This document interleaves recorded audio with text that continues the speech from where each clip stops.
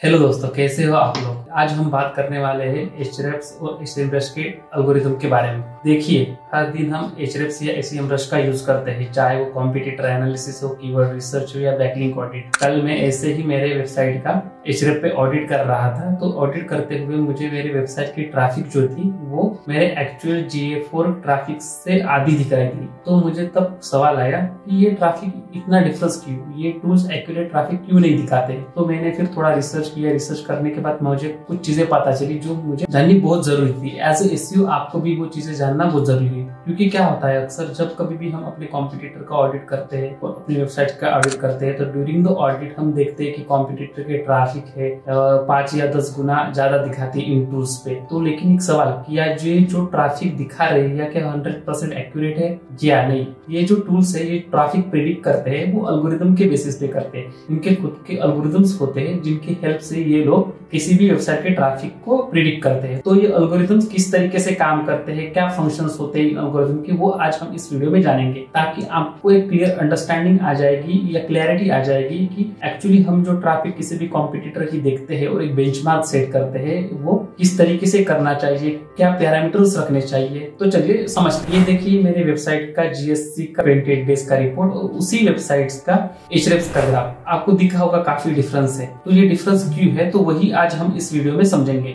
ये जो टूल्स है ये गूगल से कीवर्ड्स का डेटा लेते हैं थ्रू देयर API। उस API से उनको हर एक कीवर्ड की मंथली सर्च वैल्यूम पता चलती है। हर एक कीवर्ड मंथ में कितनी बार सर्च हो रहा है गूगल पर, वो सारी डेटा इनके पास होता है। इसके साथ साथ ये थर्ड पार्टी APIs भी यूज करते हैं और इनका खुद का कीवर्ड का डेटाबेस होता है जो कि 100+ मिलियंस का होता है। उस डेटा के बेसिस पे इनको पहले ही पता रहता है कि पर्टिकुलर कीवर्ड के लिए कितने सर्चेस मंथली होते हैं। फिर ये टूल्स क्या करते हैं, हर एक कीवर्ड के लिए कौन सी वेबसाइट किस पोजीशन पर रैंक कर रही है ये चेक करते हैं उनके खुद के क्रॉलर्स के हेल्प से। हर एक ऑर्गेनिक पोजीशन के लिए ये क्या करते हैं, एक प्री डिफाइंड CTR रखते हैं। अगर सपोज टू बी मान लीजिए फर्स्ट पोजीशन पे होगा तो 70% CTR, सेकंड पे होगा तो 60% CTR, थर्ड पे होगा तो 50% CTR, फोर्थ पे होगा तो 40% CTR, फिफ्थ पे होगा तो 30% CTR। ऐसे प्री डिफाइंड CTR होता है। हर एक का थोड़ा वो डिफरेंस होता है, लेकिन मोटा मोटी इसी के आसपास होता है, चाहे वो एसईएमरुश हो या फिर एचरेफ्स हो या फिर उबरसजेस्ट हो। ठीक है।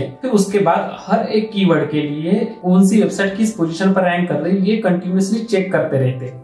अब सब मान लीजिए एक कीवर्ड की मंथली सर्च वैल्यू 10,000 है और उस पर्टिकुलर कीवर्ड के लिए एक वेबसाइट है जो सेकंड पोजीशन पर रैंक कर रही है। तो based on pre defined CTR उस पर्टिकुलर वेबसाइट को 50% CTR मिलेगा। तो 50% CTR मतलब होता है लगभग 5,000 ट्रैफिक। तो ऐसे ही हर एक कीवर्ड के लिए ये ऑर्गेनिक पोजीशन चेक करते हैं। फिर उसके बाद इनकी सब पर्टिकुलर कीवर्ड से कितनी ट्रैफिक मिल रही है ये कैलकुलेट करते हैं। फिर इसके बाद इन सारे डेटा का एवरेज या सम निकाल के फिर ये लोग किसी भी वेबसाइट की ट्रैफिक निकालते हैं। ये टूल्स 100% एक्यूरेट ट्रैफिक प्रिडिक्ट नहीं कर पाते या फिर दिखा नहीं पाते, तो क्या ये टूल बकवास है? जी हाँ, बिल्कुल नहीं। एक्चुअली इनका असली पोटेंशियल है गैप, ट्रेंड और एनालिसिस करना है। लाइक अगर हमें किसी कॉम्पिटिटर के बैकलिंक्स का ऑडिट करना हो, हमें जानना हो कि हमारे कॉम्पिटिटर्स को कौन से वेबसाइट से बैकलिंक मिली है जिनसे हम भी बैकलिंक ले सकते हैं, ऐसे एनालिसिस में हेल्प होता है। या फिर हमारे कॉम्पिटिटर कौन से कीवर्ड पर रैंक कर रहे हैं जिन्हें अभी तक हमने कवर नहीं किया है, ताकि हम उन कीवर्ड को टारगेट करके हम भी उन कीवर्ड्स के लिए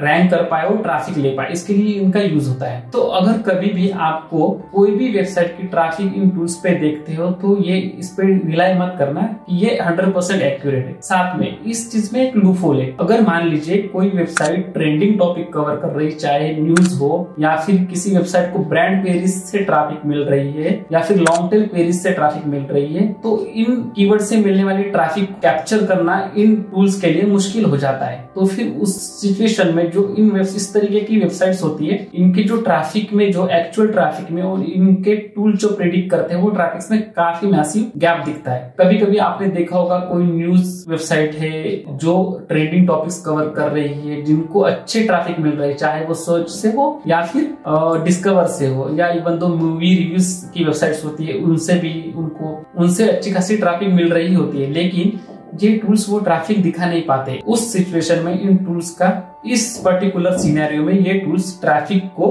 प्रेडिक्ट नहीं कर पाते। ये टूल जो है उसी कीवर्ड्स के ट्रैफिक को प्रेडिक्ट कर पाएंगे जो ऑलरेडी इनके डेटाबेस में है। कोई पर्टिकुलर टॉपिक पर रिसेंट ट्रेंड बढ़ रहा है तो उन ट्रेंड को कैप्चर करना, इनके कीवर्ड्स को कैप्चर करना मुश्किल हो जाता है ऑन द डेली बेसिस या फिर मंथली। तो फिर उसके बाद क्या होता है कि अगर कोई एक से ट्रेंडिंग टॉपिक से अभी राइज हो रहे तो फिर 2 या 3 महीने के बाद फिर ये कीवर्ड जो है उनके डेटाबेस में ऐड होते हैं। फिर उसके बाद जो है इन कीवर्ड्स के लिए वेबसाइट्स की ट्रैफिक कैप्चर करना शुरू करते हैं ये टूल। तो आपको आइडिया आ गया होगा कि ये टूल्स एक्चुअली काम किस तरीके से करते हैं, किस तरीके से इनके एल्गोरिथम ट्रैफिक को प्रिडिक्ट करते हैं। आई होप आज का ये वीडियो अच्छा लगा। मेरा पर्पस ये इंफॉर्मेशन आप तक पहुंचाने का ताकि आपको एक अंडरस्टैंडिंग रहे कि हम जो ट्रैफिक एनालिसिस या कॉम्पिटिटर एनालिसिस करते हैं और हमारे कॉम्पिटिटर्स के ट्रैफिक देखते हैं तो वो कितनी एक्यूरेट है, ताकि आपको आपके अपकमिंग एसईओ स्ट्रेटेजी में एक राइट बेंचमार्क सेट करने में आपको आइडिया आ जाए या क्लैरिटी मिले। अगर आपको ऐसे ही एसईओ ब्रेकडाउन के रिलेटेड वीडियो चाहिए तो चैनल को सब्सक्राइब करो और बेल आइकन को प्रेस करो। मिलते हैं नेक्स्ट वैल्यूएबल वीडियो के साथ।